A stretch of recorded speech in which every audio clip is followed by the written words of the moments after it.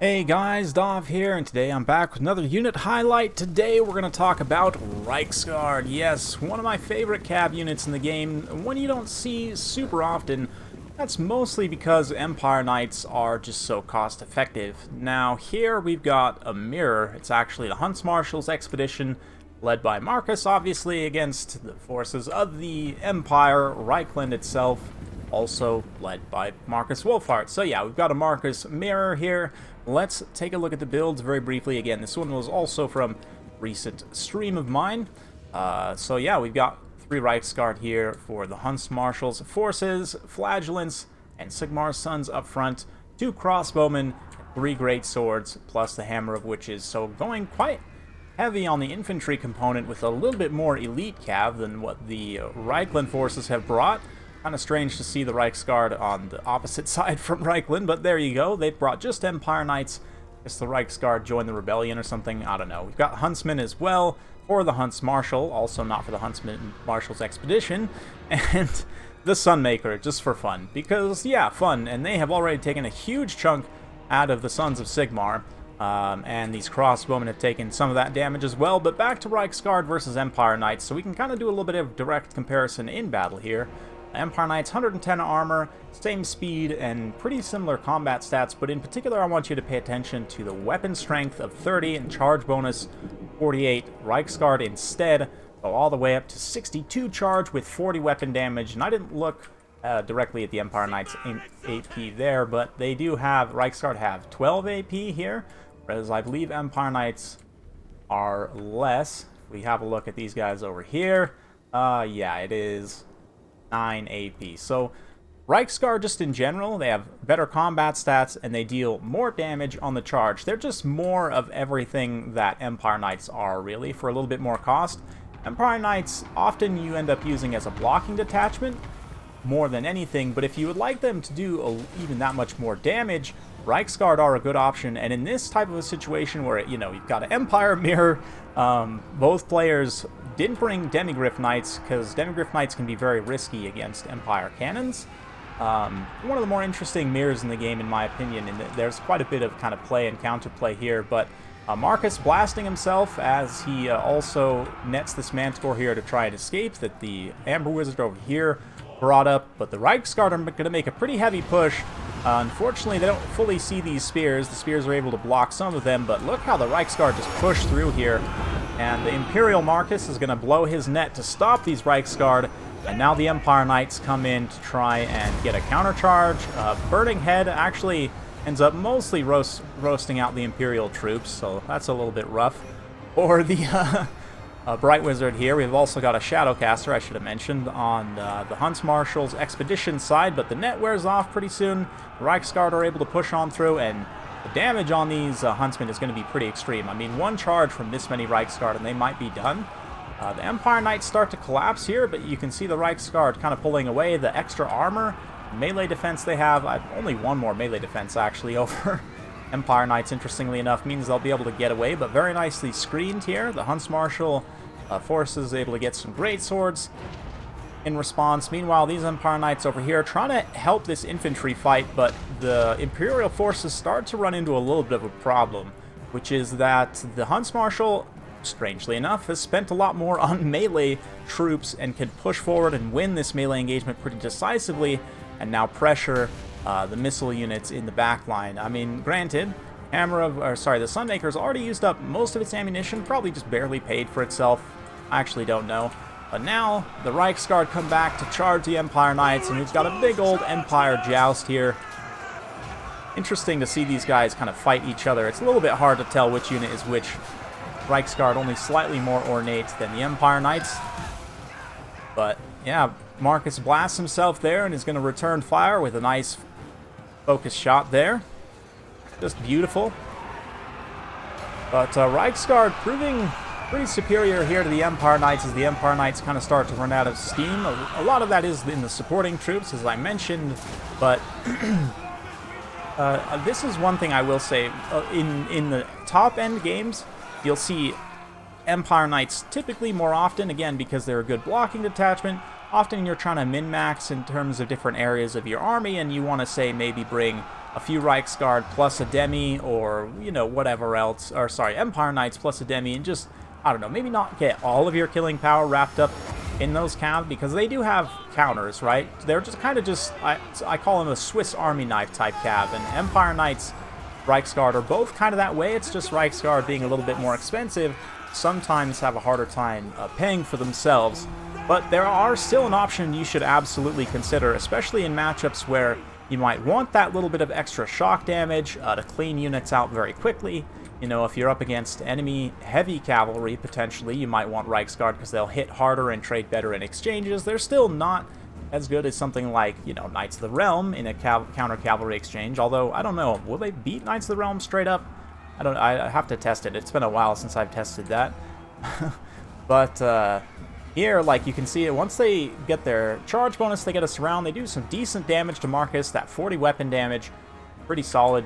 You can compare them to some other heavy cavalry units later on, but definitely, it's just purely from a stat perspective, better than Empire Knights, and in particular, that heavier hitting charge, matchups like Beastmen, Greenskins.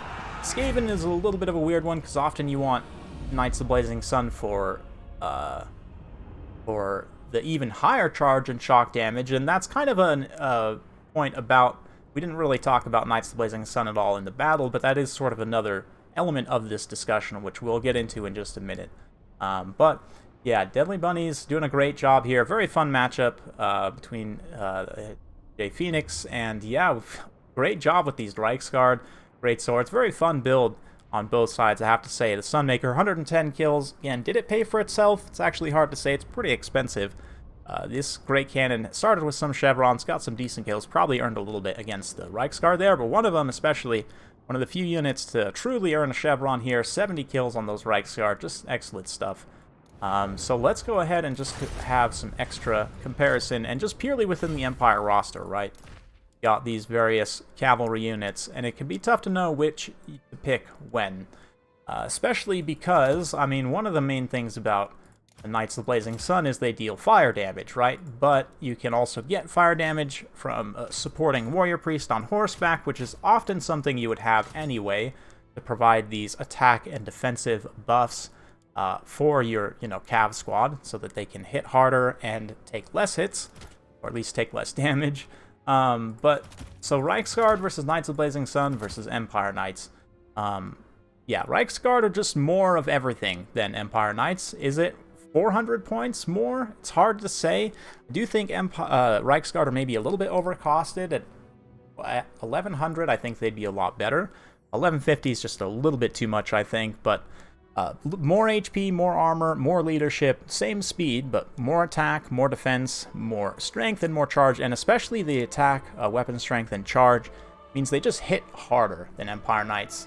So if you're looking for that shock damage, Reiksguard are a very solid option, especially given that you can take them in pretty good numbers, relatively cost-effectively, and especially if you want to go super wide on heavy cavalry, right? Like there's some matchups, Skaven or Wood Elves maybe, where you may want to go something very aggressive, like I don't know, maybe like this, 6 or even 7 cavalry units. In this type of situation, a self-healing lord that's pretty powerful. Volkmar is going to be expensive, but also at the same time kind of gives you a lot all in one, so you can cheap out on infantry here.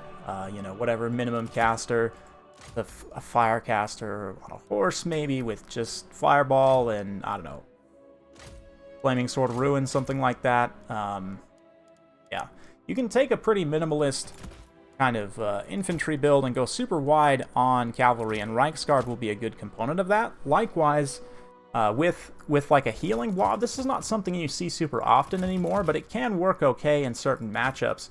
You have something like 4 Reiksguard, or even 3 Reiksguard, rolling them around in a big kind of hit squad, using Earthblood and maybe Shield of Thorns to give them physical resistance, and even more weapon damage, and also heal them up.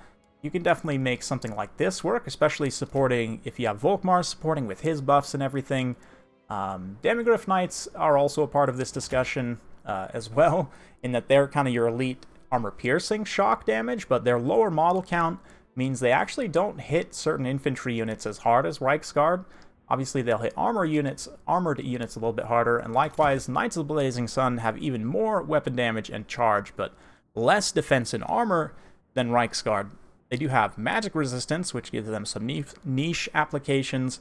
Reiksguard are a cavalry that I often recommend if you're starting out with Empire and you're kind of learning them and you're newer to the game. Reiksguard are, with healing especially, relatively forgiving in terms of shock cavalry, in that they have a lot of armor. They're not very fast, so you have to be careful about positioning more than anything, but they hit hard.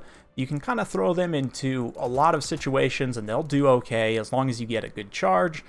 They can tank damage relatively well with their heavy armor. Not the best melee defense in the world, and I would say, again, if there are any buffs they could give to Reiksguard, which I do think they could use some, would be maybe reduce their cost a little bit, maybe buff their melee defense ever so slightly. But comparing to other rosters, if we have a look here, something like Silver Helms.